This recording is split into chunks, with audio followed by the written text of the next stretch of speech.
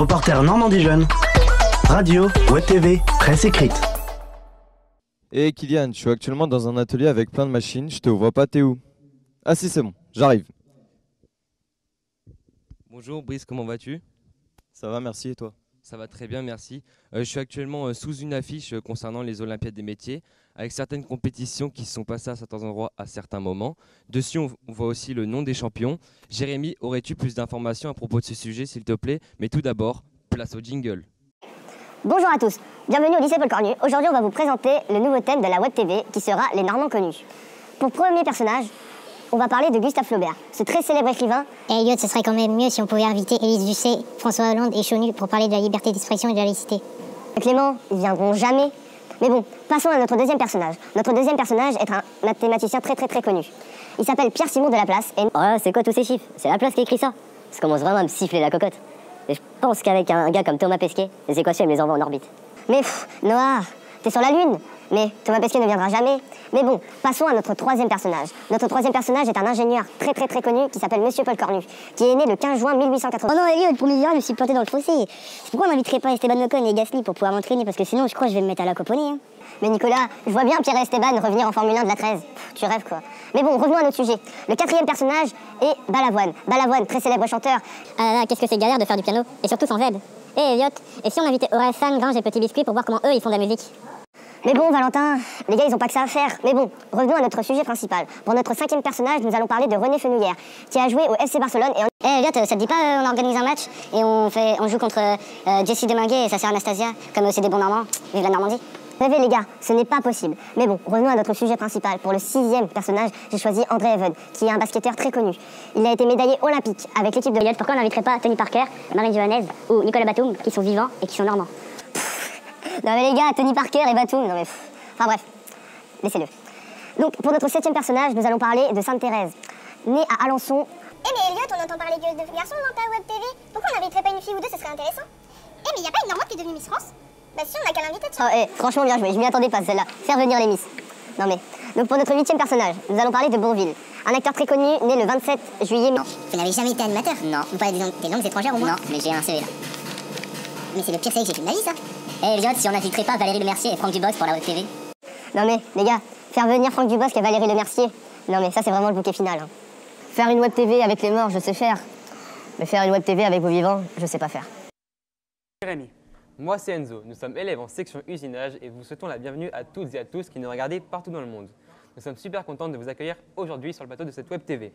Nous allons parler de plein de choses et recevoir de nombreux invités. D'ailleurs, les deux premiers sont là. Monsieur Cléage, bonjour.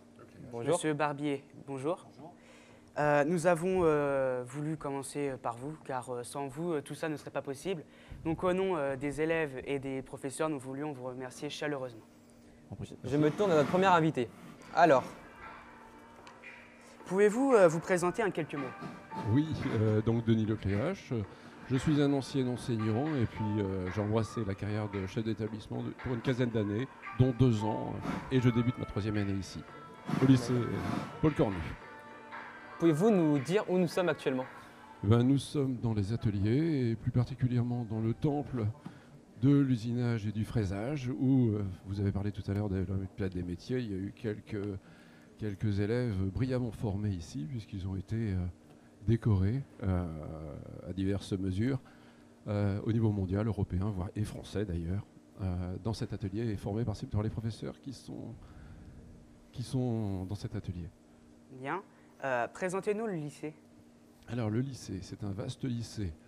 Un lycée qui comprend une partie générale technologique et une partie professionnelle. Donc on forme des élèves pour les bacs généraux, pour le bac technologie, mais aussi des élèves en CAP, en bac professionnel. Également en brevet de métier d'art, c'est une particularité de l'établissement, notamment dans l'art de la reliure. Et puis nous avons aussi 5 BTS, donc de l'enseignement supérieur. D'accord. Savez-vous combien y a-t-il d'élèves au lycée? 1020, exactement. 1020 tout pile? 1020 tout pile. Combien y a-t-il d'adultes et de professeurs dans le lycée? Alors, il y a plus de 200 personnes dans cet établissement et environ 130 professeurs. Donc c'est un lycée vaste par les élèves, vaste par les formations, vaste aussi par le nombre des personnels. D'accord. Et dernière question, combien y a-t-il de formations au lycée? Alors, le nombre de formations, il y a environ 20 formations dans l'établissement. Alors, ça passe de la 3e prépa métier au CAP, au bac pro. Il y a 6 bacs pro. Il y a un bac général, 2 bacs technologiques et puis, je le disais tout à l'heure, 5 formations de BTS. De BTS tertiaires, mais aussi des BTS industriels. Bien, merci beaucoup d'avoir permis à nos internautes de mieux situer le contexte de cette web TV. Merci à vous. Merci. Je vois que notre deuxième invité est impatient de répondre à nos questions. Oui. Alors, pouvez-vous vous présenter en quelques mots, s'il vous plaît? Donc Marc Barbier, directeur délégué aux formations professionnelles et technologiques du lycée Paul Cornu, dans lequel on est actuellement. Depuis combien de temps travaillez-vous au lycée Paul Cornu? Alors, je suis arrivé au lycée Paul Cornu en septembre 91. J'ai enseigné jusqu'en 2005. Et depuis 2005, donc, j'ai pris un poste de chef de travaux et ensuite directeur délégué aux formations professionnelles et technologiques.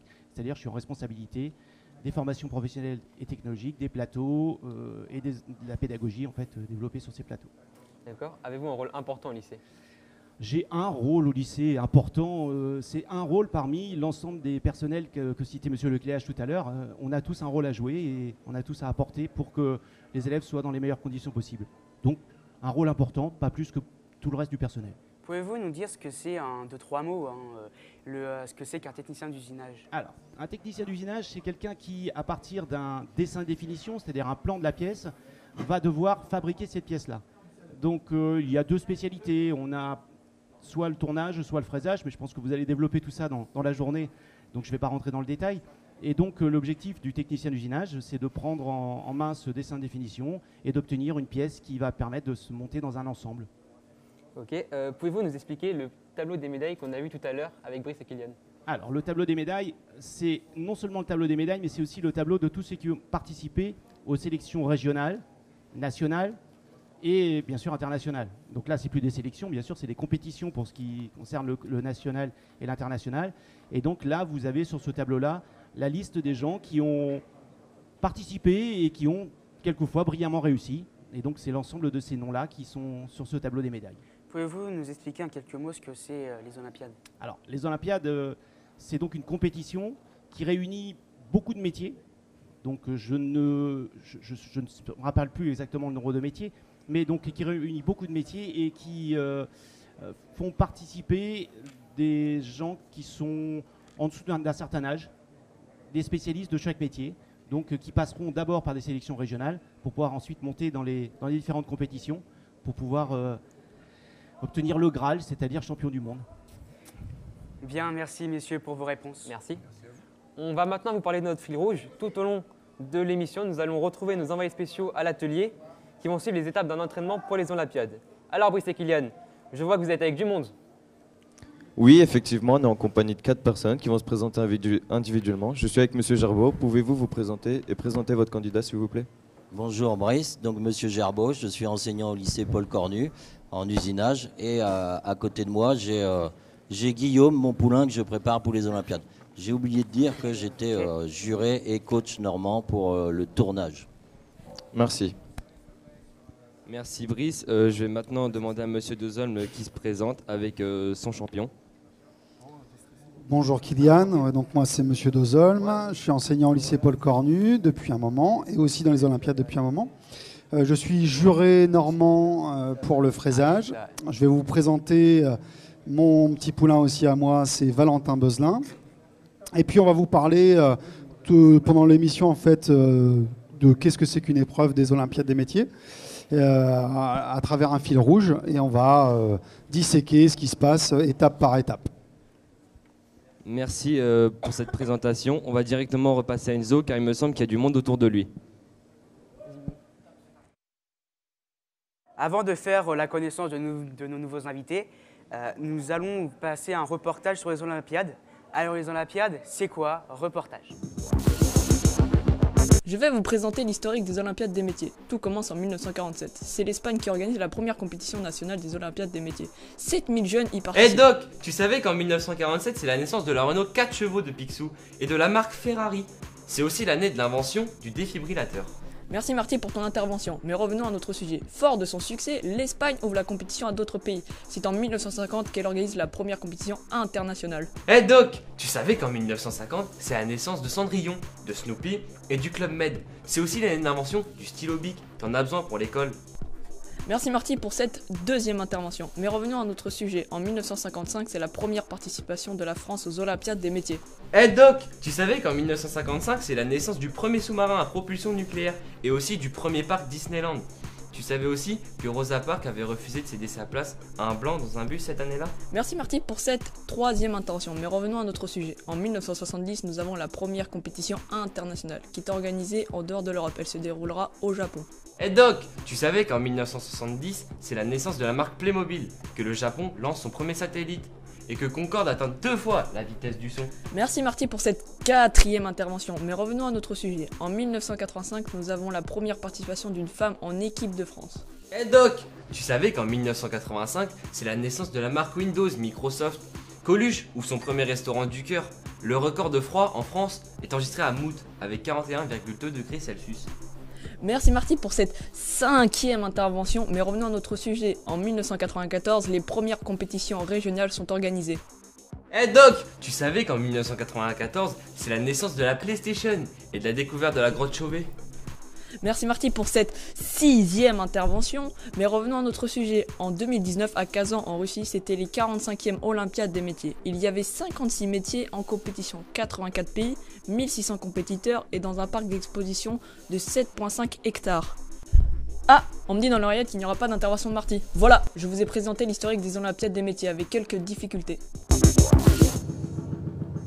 Nous accueillons maintenant avec grand plaisir deux nouveaux invités, Madame Portery-Leroux et Monsieur Cintré. Bonjour à vous, vous allez bien? Ça va, ça va. Très bien, merci. Bonjour. Tout d'abord, je me tourne vers vous, Madame Portery. Vous travaillez pour la région de Normandie. C'est ça. Et nous voudrions savoir... Quelle est votre fonction? Donc moi, je m'occupe du dispositif des Olympiades des métiers. Je représente la région Normandie. J'encadre la délégation des jeunes candidats, les jurés, et j'organise les sélections régionales pour la région Normandie. Pouvez-vous nous parler de la délégation normande? Oui, bien sûr. Donc, elle a été composée au mois de février lors des dernières sélections régionales qui se sont déroulées pendant le Salon de l'orientation et des métiers pour 12 métiers et au sein d'établissements normands. Donc, c'est une délégation qui est composée de 56 candidats, dont 6 jeunes filles. D'accord. Vous êtes allé à Rouen en février dernier. Expliquez-nous ce qui s'est passé et comment vous avez organisé ces Olympiades. Donc on a profité du premier salon de l'orientation et des métiers que la région a organisé avec l'Agence régionale de l'orientation pour valoriser les Olympiades des métiers et montrer au public la compétition régionale.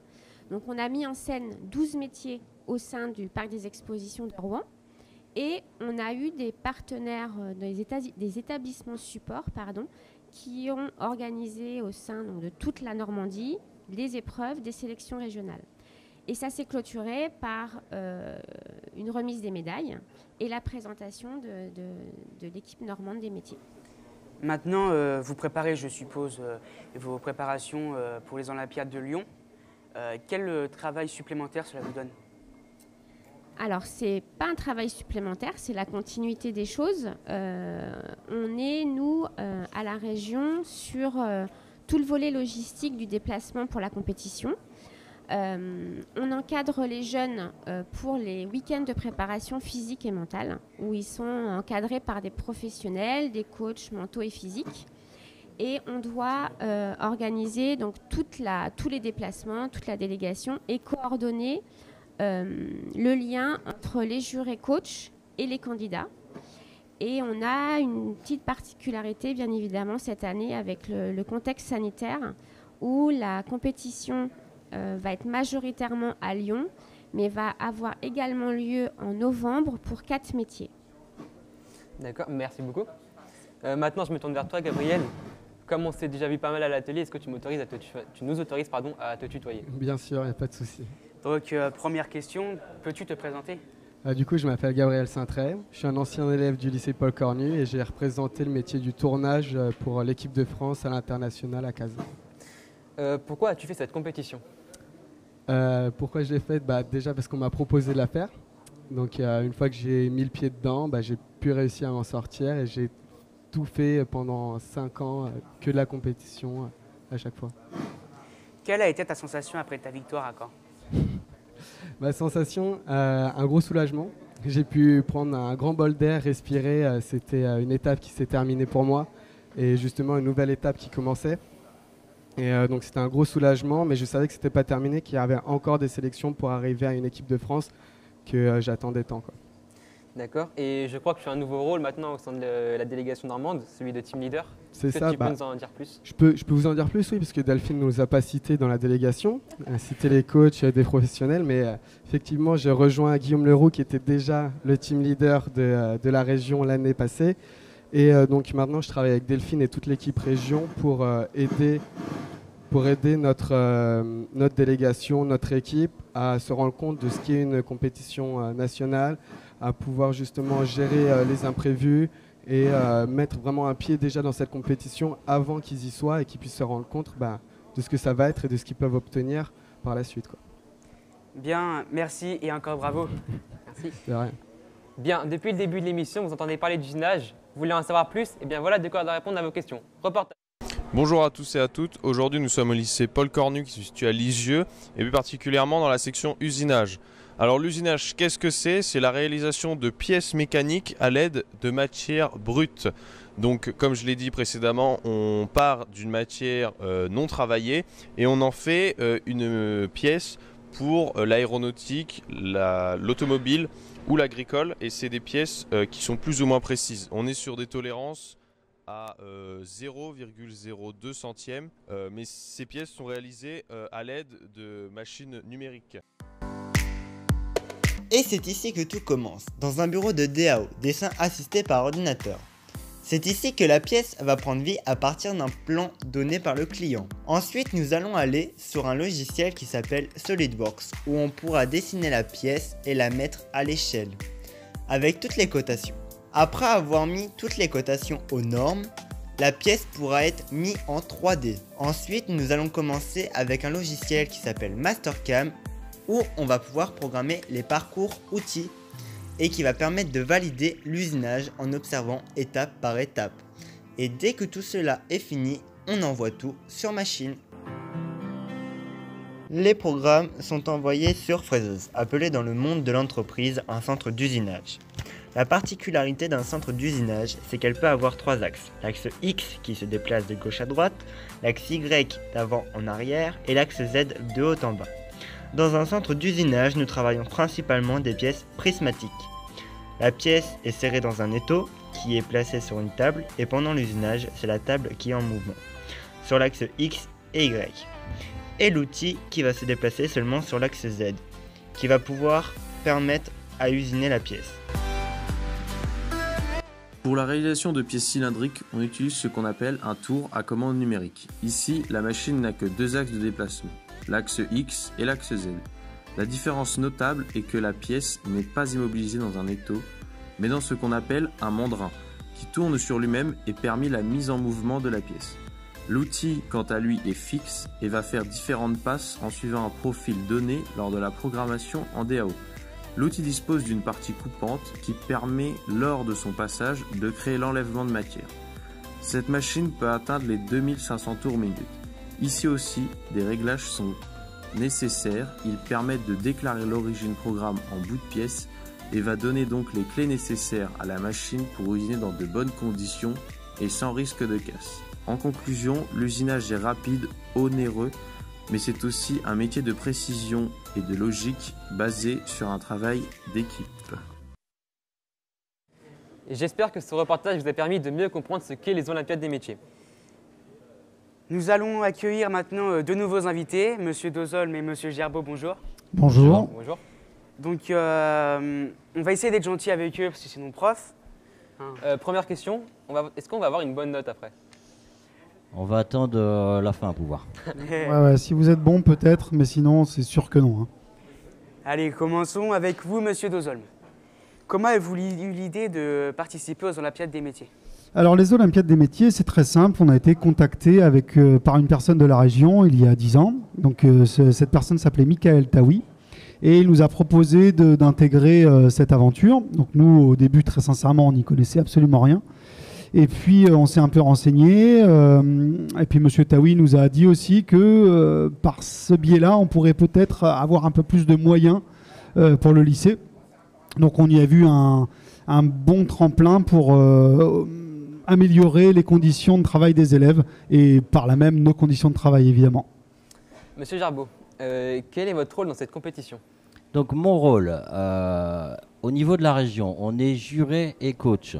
Donc la partie coach, je m'occupe de l'entraînement de nos candidats. Donc on est une team avec Monsieur Dozolm, donc on est spécialisé tournage, fraisage, mais on est toujours ensemble en train de s'entraîner. Donc on prépare les élèves, on leur fait des exercices, on les entraîne, on essaye de voir les objectifs qu'on veut atteindre. Et après, on a un rôle juré. Donc juré, c'est pendant la compétition, on défend notre candidat pendant toutes les épreuves, on regarde s'il y a des irrégularités et on essaye de voir comment on s'arrange pour que tout se passe bien, pour qu'on ne soit pas lésé pendant les évaluations de nos candidats. Bien, merci. Monsieur Dozolm, combien de temps passez-vous à entraîner vos poulains par semaine? Donc ça représente quand même un sérieux investissement puisque on les entraîne une journée complète par semaine, donc tout le vendredi. Donc Monsieur Jarbeau et moi-même venons sur notre temps pour organiser justement ces entraînements. Donc un jour par semaine, quasiment toutes les semaines. Monsieur Jarbeau, à quel point ce projet vous tient-il à cœur? En fait, on est rentré dans la compétition par hasard, comme disait Monsieur Dozolm, et puis après, on a vu qu'on était des vrais compétiteurs, ce que je ne voyais pas ça en moi, et on veut vraiment du résultat. Et puis l'équipe normande, quand on est rentré dans l'équipe normande, il y avait plein d'anciens qui avaient tous des médailles, et nous on n'en avait pas, donc on n'a eu qu'un objectif, c'est d'avoir des médailles. On a mis du temps à avoir des médailles, un peu plus longtemps en tournage, un peu plus de mal, et maintenant qu'on a des médailles, on lâche rien, quoi. On veut passer au cap au-dessus. On a fait des médailles d'excellence à l'international, mais on aimerait bien un podium à l'international maintenant. Monsieur Dozolm, quelle réaction avez-vous eu après avoir gagné votre première médaille d'or? Donc ma première médaille d'or, c'était vraiment une belle émotion, mais j'irais plutôt sur la deuxième, donc celle que j'ai pu partager avec Patrice, puisque Gabriel et Jordan étaient médaillés en même temps. Et on l'avait un peu annoncé avant, on avait dit à tout le monde on fera un doublé normand chez nous, à la maison. Et puis on l'a fait, quoi, donc trop la classe, c'était vraiment bien. Et puis comme on s'est quand même pris un certain nombre de vestes avant, ça fait du bien de gagner, c'est sûr et certain. Moi je partage entièrement l'avis de Monsieur Jarbeau. On est compétiteur, on aime ça et on a envie de faire briller et notre lycée, et nos élèves, et notre filière. D'accord. Dernière question, je vais la poser à tous les deux parce que ce serait plus sympa d'avoir les deux points de vue. Que retenez-vous de cette expérience? Donc moi, ça va être, je vais parler de la relation humaine. C'est vrai que on passe énormément de temps avec nos candidats, nos poulains, et ça devient des amis, on peut dire. Et on se voit en dehors. Maintenant, on se voit avec Lupin, Jordan, Gabriel. On se voit en dehors. On se fait des réunions olympiades. On a toujours un peu tendance à parler compétition quand on se réunit. On se remémore nos souvenirs, et c'est ce moment-là que je préfère, moi. D'accord. Et vous, Monsieur Dozolm? Pareil que Monsieur Jarbeau, le côté humain, vraiment c'est hyper plaisant, ça permet d'être dans des relations qui sont différentes des relations basiques avec nos élèves, quoi. Surtout que c'est toujours nos élèves à la base, quoi. Mais moi ce que j'aime bien aussi, c'est qu'on voit, on échange beaucoup avec les industriels, du coup, comme on s'est occupé d'organiser les épreuves, et c'est très riche, ça nous permet de nous nourrir de ce qui se passe aussi dans l'industrie, et d'échanger vraiment de façon qualitative avec les industriels, quoi. Bien. Attends, tiens 2 secondes, je crois. Et je rajouterais aussi, il y a un aspect psychologique des candidats qu'on travaille, et c'est un peu une découverte pour nous, parce que c'est des athlètes, et il faut gérer le stress, il faut gérer, canaliser leurs émotions, et ça, cette partie-là, on travaille dessus aussi, et à la base, c'était pas notre métier. Bien, merci messieurs pour vos réponses. Merci à vous. On va se quitter pour retrouver vos poulains. Pour l'instant, vous avez une bonne note. Brice et Kylian, ils sont chauds nos champions? Oui, effectivement, ils sont super motivés pour faire ce fil rouge. On va les retrouver tout au long de l'émission. Cela va correspondre à une étape clé de la réponse. Je suis avec Guillaume, peux-tu nous expliquer ce que tu as fait? En fait, dans la première partie de l'épreuve, c'est-à-dire je vais étudier le plan Donc repérer les cotes importantes, donc les cotes c'est les mesures, les dimensions que je vais devoir respecter. Je vais aussi pouvoir grâce à ces cotes définir une stratégie d'usinage sur Mastercam et aussi repérer les potentielles difficultés que je vais pouvoir rencontrer pendant mon épreuve. Merci Guillaume de nous avoir parlé du tournage. On va donc laisser la parole à Kylian et Valentin qui vont nous parler du fraisage. Est-ce qu'il a répondu dans les entreprises? Merci Brice, je me retourne vers Valentin, notre champion, qui va nous expliquer Mastercam en fraisage, et c'est ce qu'il fait actuellement. Alors qu'est-ce que tu fais? Eh bien là je suis sur Mastercam, je programme ma pièce sur Mastercam du coup. J'ai donc décidé d'abord mon 3D grâce à mon plan, et là je suis en train de faire donc un contournage pour faire le tour de la pièce. Donc on travaille surtout en usure pour pouvoir d'abord déjà pouvoir changer mon outil dans ma machine et avoir les cotes spécifiques grâce au changement d'outil. Voilà. Merci Valentin. On va directement repasser à Jérémy et Enzo car il me semble qu'il y a un nouvel invité et je crois bien que c'est le spécialiste du logiciel Mastercam. Merci les gars. Nous accueillons maintenant Monsieur Montero, bonjour, de la société Ceratizit. Bonjour. Et nous aurions dû recevoir Monsieur Devilliers qui a eu un empêchement malheureusement. Donc à sa place, nous avons notre champion normand, Gabriel Cintré, qui va le remplacer. On va lui poser des questions car il connaît aussi ce logiciel. Alors première question, en quoi consiste ce logiciel? Alors c'est un logiciel de FAO, donc fabrication assistée par ordinateur. Donc c'est le logiciel qui nous permet de transmettre un programme à une machine. Donc c'est là où on va pouvoir dessiner et programmer une pièce pour du tournage, du fraisage ou de la découpe fil. Ce logiciel a-t-il un rôle très important pour les Olympiades? Dans les Olympiades, oui, c'est un rôle très important puisque c'est le logiciel qu'on utilise au final national, régional et international. Donc c'est vraiment le logiciel qui va nous suivre pendant ces 3 épreuves, enfin ces 3 compétitions. Et du coup, c'est un logiciel qu'on a besoin de prendre en main et de connaître parfaitement pour pouvoir atteindre un niveau international. D'accord. Est-ce que c'est un logiciel répandu dans les entreprises?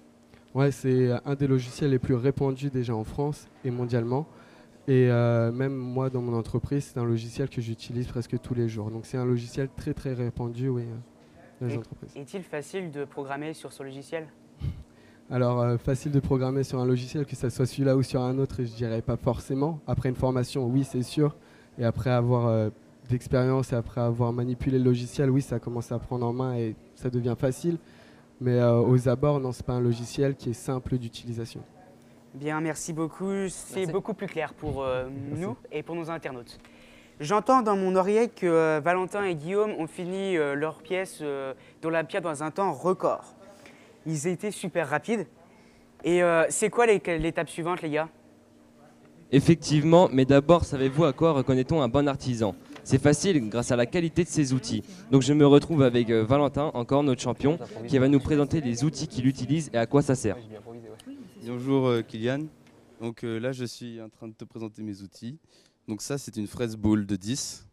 Alors ça c'est une fraise boule qui sert surtout à faire des pentes. Avec une fraise normale, tu ne peux pas faire de pente évidemment vu que c'est un angle droit. Donc j'ai énormément de sortes d'outils. Là je te présente mon palpeur par exemple. Donc le palpeur servira à faire mes jauges outils et aussi mes décalages d'origine dans ma machine. Merci Valentin. On repasse directement à Brice, voir si Guillaume veut ajouter quelque chose. Alors Guillaume, peux-tu nous présenter les outils que tu utilises en tournage s'il te plaît?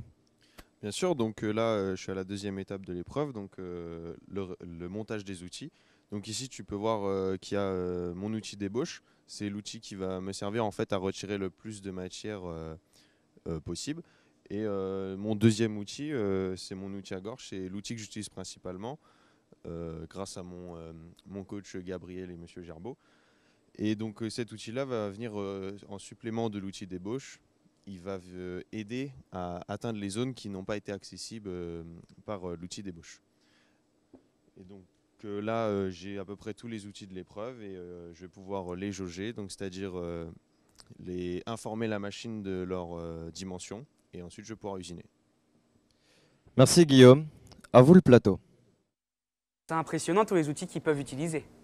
D'ailleurs, pour en parler davantage, nous allons poursuivre avec Monsieur Montero. Merci d'être parmi nous. Je crois savoir que vous avez un agenda complet et vous avez fait l'effort de venir et nous en vous remercions.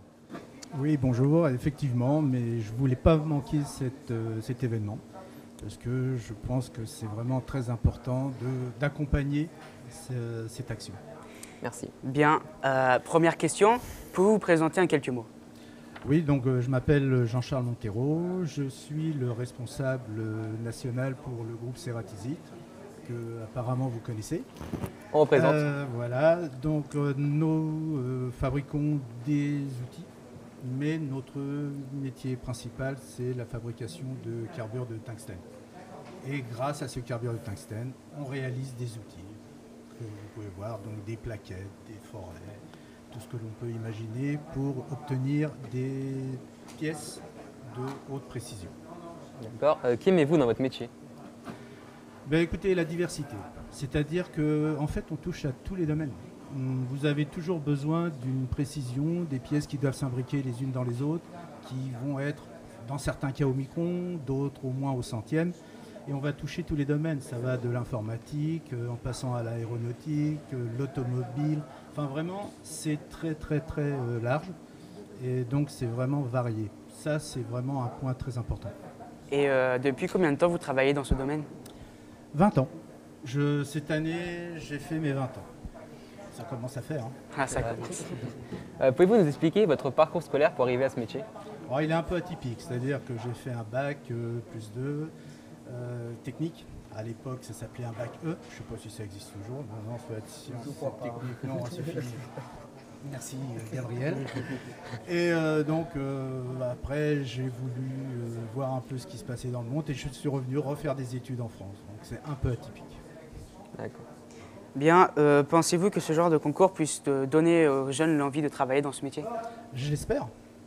Je l'espère, c'est la volonté parce que en fait, on s'aperçoit que notre métier, la mécanique de précision, n'est pas forcément très sexy pour les jeunes au départ. Donc j'espère que des opérations, des événements comme celui-ci, ça va susciter des vocations parce que ça a toujours un petit peu cette connotation main dans la graisse. C'est vrai que c'est pas sexy, on préfère aller être devant un ordinateur, tout ça, alors que c'est très très intéressant. Et on a une période, et là ma génération est responsable, c'est-à-dire que on avait cette idée et on ne poussait pas forcément nos enfants dans cette voie. Qu'est-ce qui se passe aujourd'hui? Il y a un manque cruel d'opérateurs et de gens compétents dans ce domaine. D'accord.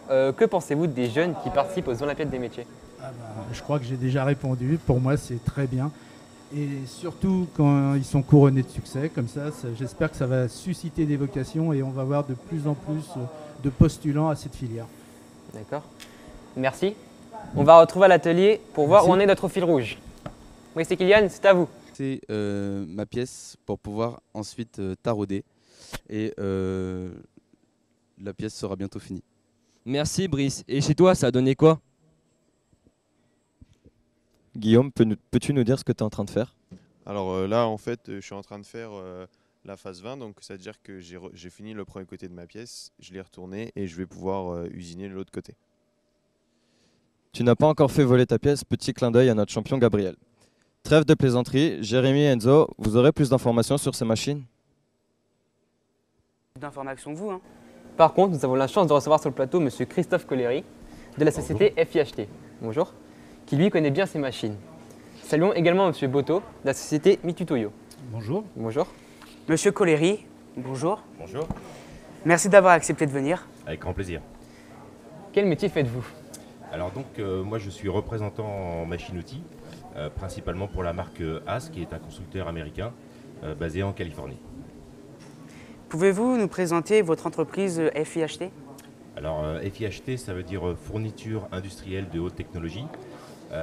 Donc c'est une société qui a à peu près 25 ans et qui dernièrement a été rachetée par le groupe Performer, qui était distributeur déjà de la marque AS sur toute la partie sud de la France. Et FIHT, on travaille principalement sur les 23 départements du quart nord-ouest, donc tout ce qui est Bretagne, Pays de Loire, Normandie, Vendée et puis région centre, sans passer par la région parisienne. Combien d'employés compte votre entreprise? Alors nous sommes 13 personnes, dont 6 techniciens, et la particularité de ces techniciens, c'est qu'ils sont vraiment dédiés 100% pour nos matériels, pour les machines AS. Que pouvez-vous nous dire de vos machines? Alors en fait, sur les machines AS, principalement, le coût est intéressant.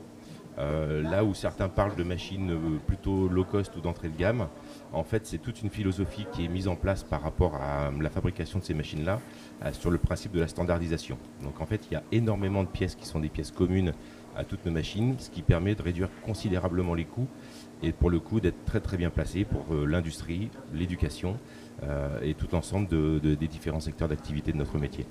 D'accord. Comment se passent les Olympiades pour vous chaque année? Alors les Olympiades, c'est une très très belle aventure qui correspond tout à fait à la philosophie de Gene Haas, en fait, qui est le grand patron de chez Haas. On avait été contacté par Monsieur Dozolm, Monsieur Gerbeau et puis Monsieur Barbier, bien évidemment, pour être partenaire pour toute la partie départementale et régionale. Et on a su répondre au travers de cela pour la mise à disposition de nos machines. Donc en règle générale, on met un centre et un tour à disposition pour chaque épreuve sur les différents secteurs. Alors on le fait également pour la région Vendée et la Haute-Normandie. Bien, merci monsieur. Et si vous avez une machine intro, vous pouvez penser à nous. Avec grand plaisir également, j'y pense. Ah, excusez-moi, on me fait signe que nos champions viennent de finir à un temps record. J'espère qu'ils n'ont pas fait d'erreur. Ça y est les gars, les pièces sont sorties. Je me retrouve avec Valentin. Alors, satisfait de ta pièce? Alors satisfait, oui et non. J'ai eu quelques soucis pendant mon usinage. Par exemple, là sur mes taraudages, j'ai des grosses bavures et j'ai oublié donc de faire des petits chanfreins. Ensuite, sinon ça va, les cotes sont plutôt pas trop mal et j'ai plutôt bien réussi. Je suis content de moi. Merci Brice, merci Valentin. Et toi Brice? Et toi Guillaume, es-tu satisfait du résultat? Oui, l'épreuve s'est plutôt bien passée en soi. Il y a quelques petites erreurs qu'on pourra corriger lors des prochains entraînements. Et c'est pour ça qu'on s'entraîne. Mais sinon, au niveau des cotations, on n'est pas trop mal. Je pense qu'on peut parler de 80% de réussite sur cette pièce-là. Bravo à vous. Je crois qu'on a un spécialiste du contrôle sur le plateau. Jérémy Enzo, à vous. Merci à nos envoyés spéciaux qui ont bien travaillé et qui vont devoir se reposer tout le reste de l'année pour pouvoir récupérer. Les gars sont satisfaits de leur performance et ils voudraient savoir l'avis d'un spécialiste. Et ça tombe bien, nous avons un spécialiste avec nous, Monsieur Boto de Multituyo. Bonjour. Bonjour. Pouvez-vous présenter la société dans laquelle vous travaillez? Oui, alors je m'appelle Gilda Boto et je travaille chez Mitutoyo. C'est une société japonaise qui a été fondée en 1934 et qui est spécialisée dans la fabrication d'instruments de mesure dimensionnels. Avec plus de 5000 produits fabriqués sur les 10 sites japonais, c'est le fabricant le plus important et le plus diversifié dans le secteur des instruments de mesure. Quels outils de métrologie fabriquez-vous? Alors nous avons tout un tas de produits, nous avons plus de 5000 produits comme je vous disais, ça va du plus simple type pied à coulisses jusqu'à la machine à mesurer tridimensionnelle. Donc les coûts vont de quelques dizaines d'euros à plusieurs centaines de milliers d'euros, voire le million d'euros. Quel matériel métrologique mettez-vous en œuvre lors des Olympiades des métiers? Alors pour les Olympiades des métiers, nous avons fourni des instruments manuels assez simples, assez basiques, type pied à coulisses, type micromètre extérieur et micromètre d'intérieur. Nous avons également fourni une colonne LH600 qui est ici dans l'atelier et que vous avez utilisée lors des Olympiades. Comment fonctionne cet outil? Alors, le pied à coulisses. Ça, c'est un appareil, c'est le plus polyvalent de tous les instruments de mesure. De sa part, sa robustesse, sa simplicité d'utilisation et sa grande plage de mesure, et également son coût relativement faible, c'est l'outil le plus universel. Vous voyez, vous avez des coulisseaux qui sont solidaires, des becs, pardon, qui sont solidaires d'un coulisseau sur une règle. Donc vous pouvez faire des mesures extérieures, des mesures intérieures, je ne sais pas si vous voyez. Oui. Et sur les modèles de faible capacité, vous avez également une jauge de profondeur. Merci pour vos réponses. Je vous en prie. Depuis tout à l'heure, on voit nos deux champions d'activité. Je propose un petit retour sur leur compétition. C'était à Rouen en février dernier. Reportage. Je vais vous présenter l'historique des Olympiades des métiers. Tout commence en 1947. C'est l'Espagne qui... Bonjour à tous. Aujourd'hui, nous allons voir ce qui s'est déroulé le 6 février 2020 à Rouen, où les épreuves des Olympiades ont eu lieu. 2 de nos élèves de Cornu ont participé. Nous commençons par Guillaume. Guillaume, qui était en épreuve de tournage, il a commencé par faire l'analyse de sa pièce et faire le dessin, puis programmer en plusieurs points bien précis. Il enchaîne par faire ses réglages machine, mettre un brut dans la machine et l'usiner. Passons maintenant dans le secteur de fraisage, où l'on retrouve Valentin. Il commence par étudier sa pièce, puis la dessiner. Après le programme fini, il règle ses outils et sa machine. Il insère un brut, puis il l'usine.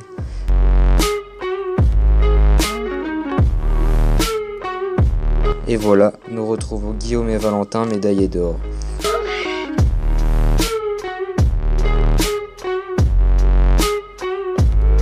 De retour à Cornu, nous avons organisé une haie d'honneur et des félicitations du proviseur et du directeur. Nous vous laissons sur ces images. Cast me far away, play these little games, acting all okay, today, today.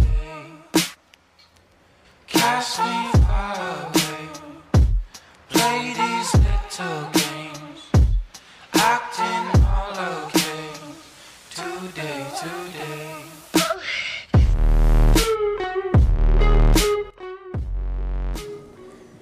Trop bien, ça fait plaisir de revoir ces images et encore bravo à nos médaillés.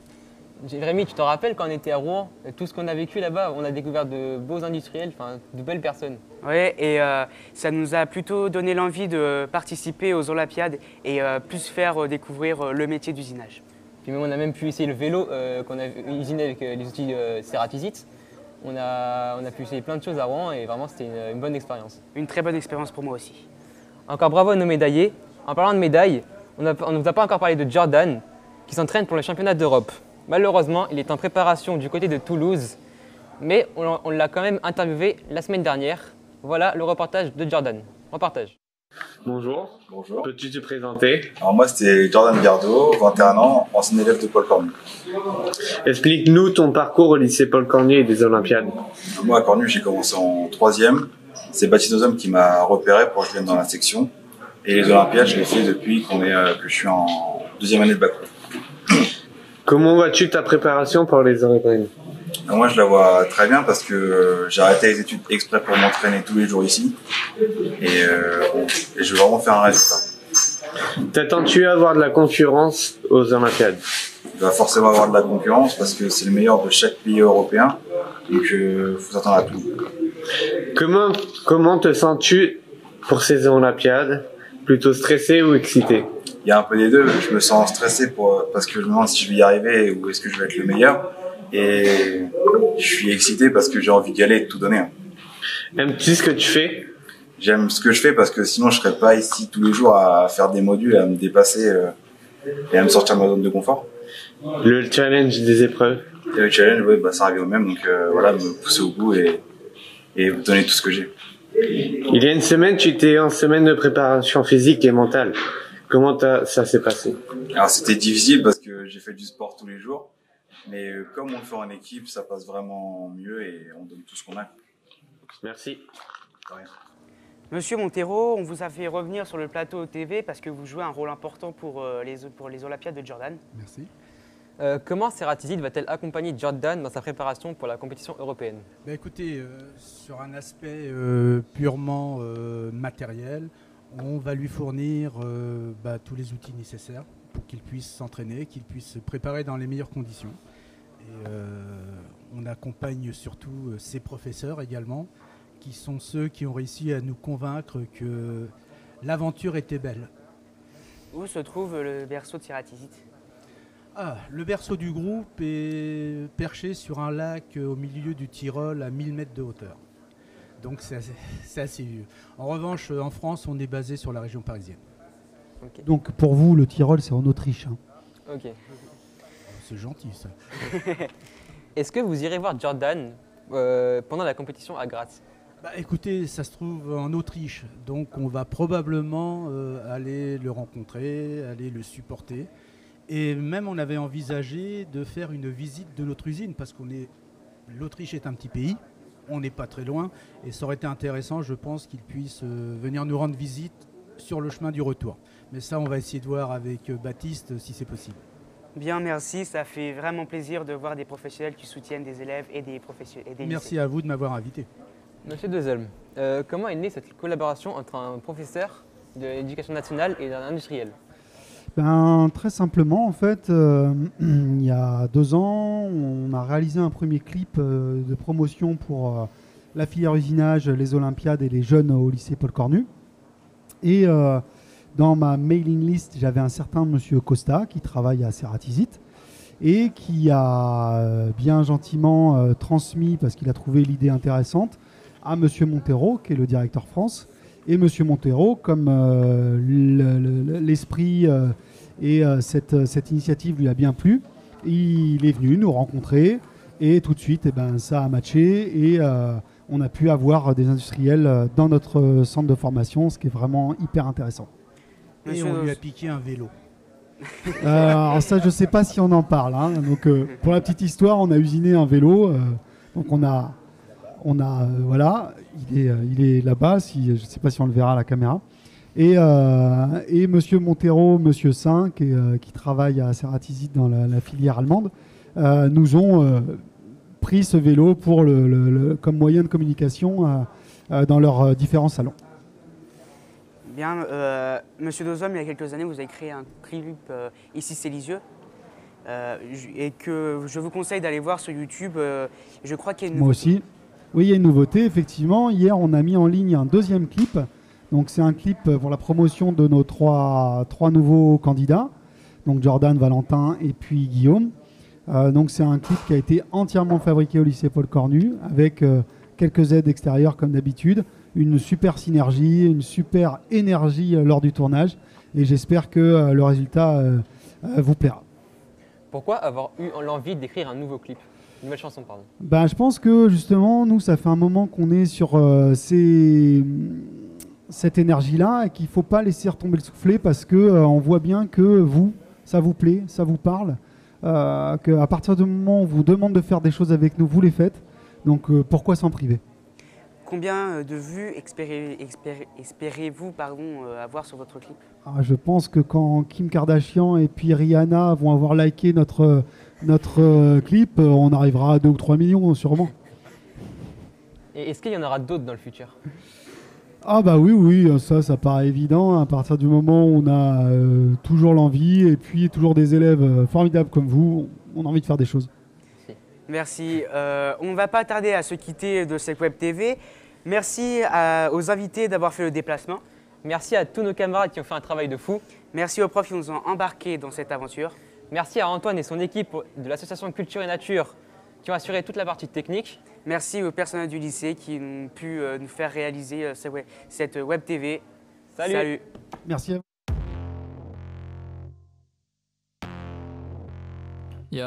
C'est Guy, Valgio et Giovalghi. Propose-leur une compète et ce seront tes amis. C'est Guy, Valgio et Giovalghi. Un geste de travers et ils te mettent au tapis. El numéro uno est Jordan Verdo. Déjà champion de France, il remonte au galop. La compète, pour lui, rien d'autre qu'un boulot. Jamais un fardeau direction l'euro. C'est qui Valgio et Giovalghi. Fais gaffe à tes arrières, ça sent le roussi. C'est qui Valgio et Giovalghi. Un geste de travers et ils te mettent au tapis. El Secundo est Valentin Bezelin. Te fie pas à sa tête car c'est loin d'être un gamin. Surveille-le bien de ce demain. Il façonne sa victoire toujours clair de rien. C'est qui Valgio et Giovalghi. Propose-leur une compète et ce seront tes amis. C'est qui Valgio et Giovalghi. Un geste de travers et ils te mettent au tapis. Le dernier du trio c'est Guillaume Bossieux. C'est le plus énervé et sûrement le plus sérieux. Il ne s'arrête jamais, roule sur les essieux. Messieurs tenez-le vous pour dit, il atteindra les cieux. C'est Guy, Valgio et Giovalghi. Fais gaffe à tes arrières, ça sent le roussi. C'est Guy, Valgio et Giovalghi. Un geste de travers et ils te mettent au tapis. Le décor est posé, ne reste qu'à gagner. Bien sûr on peut perdre mais on va tout donner. Si tu crois pas en toi, pas la peine de te lever. Pas de secret, pas d'histoire, pour le faire faut bosser. C'est qui Valgio et Giovalgi? À Lyon ou à l'Euro, on sera là aussi. C'est qui Valgio et Giovalgi? Dans la ville de Lisieux, un bled de Normandie. C'est Guy, Valgio et Giovalgi. À Lyon ou à l'Euro, on sera là aussi. C'est Guy, Valgio et Giovalgi. Dans la ville de Lisieux, un bled de Normandie.